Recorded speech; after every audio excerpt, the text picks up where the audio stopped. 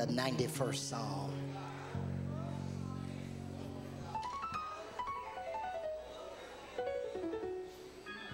He that dwelleth in the secret place of the Most High shall abide under the shadow of the Almighty.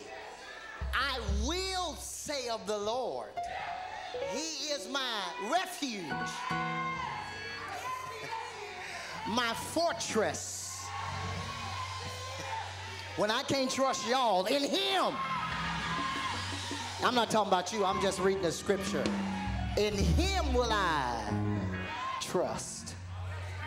He that dwelleth, which suggests it's conditional. He's not going to make you stay there. He's not going to force you to live with Him. But for those of us that choose to dwell, he that dwelleth in the secret place of the Most High shall abide. Grab your neighbor and look them in the eye and ask them, neighbor, are you abiding?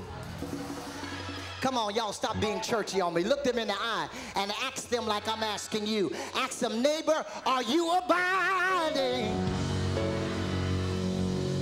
Shall abide under the shadow of the Almighty.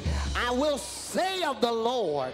Now notice, and I'm going to let you sit down in a moment, but in verse 2, notice that verse 1 is conditional, but what he's doing, the action of verse 2 suggests that this ought to be done all the time, anytime. It doesn't say that when it's good, when it's bad, when it's happy, when it's sad, when it's up, when it's down. He just says, I will say of the Lord, He is my refuge. They used to sing a song when I was coming up in church talking about, where do I go when the storms of life are raging? Who do I turn to? Don't nobody know nothing about that. But on your way to being seated, high five a neighbor and tell them, I know where to run to. I go to the rock.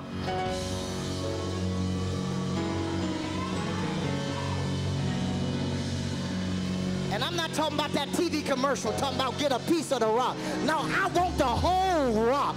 And this rock is Jesus.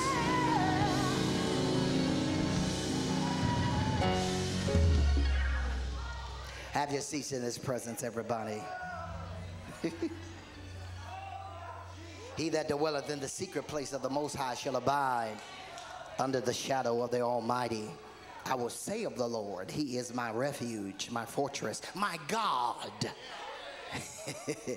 In Him will I. And I love how, again, the psalmist, because it's not clear about the particular author that penned this particular psalm. Some debate whether or not it was David. Others debate whether or not it was Moses. As I said the other day, I don't care who wrote it. I'm glad it's in there for me to be able to get anchor on it in the times and the seasons of my life when things get to be too much to handle. I can go right here and be able to echo the sentiments of this psalm from a personal perspective, as did the writer of the psalm, because he says, I will say of the Lord. He makes a general statement to say, I will say this about Him.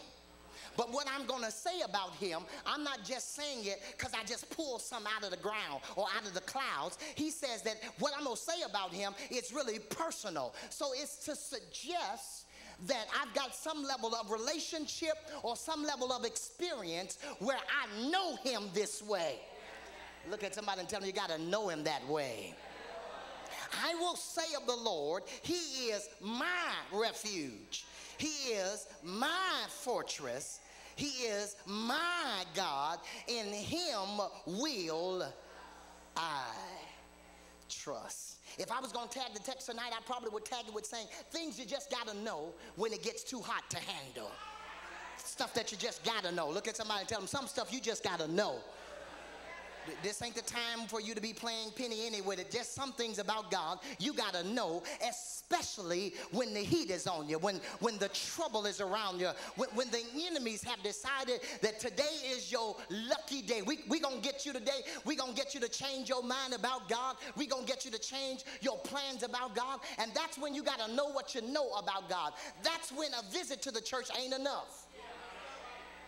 That's when being a member on a roll and having your name somewhere is not enough. It's not enough to just pay tithe. It's not enough to just give an offering here or there. But in times where it gets hot, in times where it gets tough, in times where it gets challenging, you need to have a personal relationship, not with the pastor, not with the board, not with your intercessors, but you need a personal relationship with God. Because some stuff, he's the only one going to understand what you're feeling. Lord, I wish I was in the right house tonight. High five your neighbor and tell him he's the only one that understands this. He's the only one. Because see, some stuff you tell people and then they begin to tell you at the end of the day, I thought you were deeper than that. I thought you were stronger than that. You're supposed to be all this. You're supposed to be all that. And I am all of that. And the proof of it is the opposition that's against me. What do you do when you have those times and those seasons in your life when everything is falling apart, when nothing is going the way you planned it, nothing's going right? And I'm sure tonight I'm talking to 5 of y'all right now that are right at that point where you feel like at the end of the day, I can't win for losing.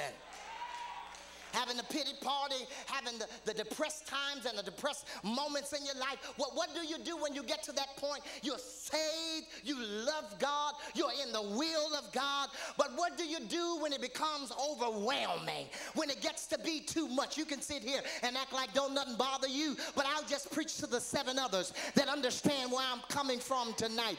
Everybody goes through a season in their life where you are stressed, where you are saddened, where you are tired, you're lonely, you're agitated, aggravated, you're tempted, you're disappointed, you're discouraged, you're at a place where you just need to unwind, you need to unload, you need to let a bag or 2 off. At the end of the day, you need to drop some baggage. We used to sing it like this when I was coming up, that I feel better since I laid my...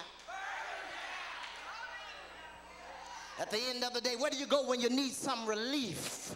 Look at somebody and tell them, he's not preaching to me, I'm just shouting because I'm shouting. At the end of the day, where do you go when the pressure cooker of life is about to explode and rather than them turning the temperature down, it seems like it's been turned up on you. At the end of the day, where do I go when I feel insecure, when I feel inadequate, when I feel like everything in my life is wrong, when I feel like I can't come out of this, it's not going to ever get any better? What do I do when I need a refuge? I've encouraged everybody else. I told everybody else about how he is a shelter in the time of storm. I told everybody else about how he was a sustainer and a keeper. And now, where is my encouragement? Where do I go when I need refuge? Well, tonight, I want to tell you as believers, there are just certain things you need to know for yourself when stuff gets too much to handle. And sisters and brothers, life will bring you into a season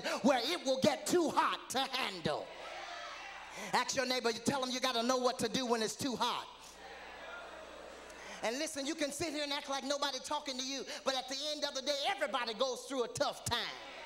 I don't care what you do at church. I don't care what block you live on. I don't care whether your kids are in CPS, PPS, or whatever school they're in. Everybody goes through a season where you are stressed, strained, and struggling. But aren't you glad to know tonight that even in the midst of the stress, even in the midst of the strain, even in the midst of a struggle, I know where to run. Lord have mercy. I thought I had 3 people right there that'll get up and run to somebody and high five them and tell them you got to know where to run. You got to know where to hide. Lord have mercy. Now don't laugh at my tough times. Don't laugh at my difficult times, because everybody have them and they come in different forms. They affect your life in different ways. But at the end of the day, the end result is still the same. Sometimes it gets a little rough out here. It gets a little tough out here. Being a child of God doesn't eliminate the challenges. It doesn't eradicate the trials of my faith. But being a child of God only secures me so that as I go through the trials, as I go through the challengings of my faith, I will not be overwhelmed by the wiles of the devil.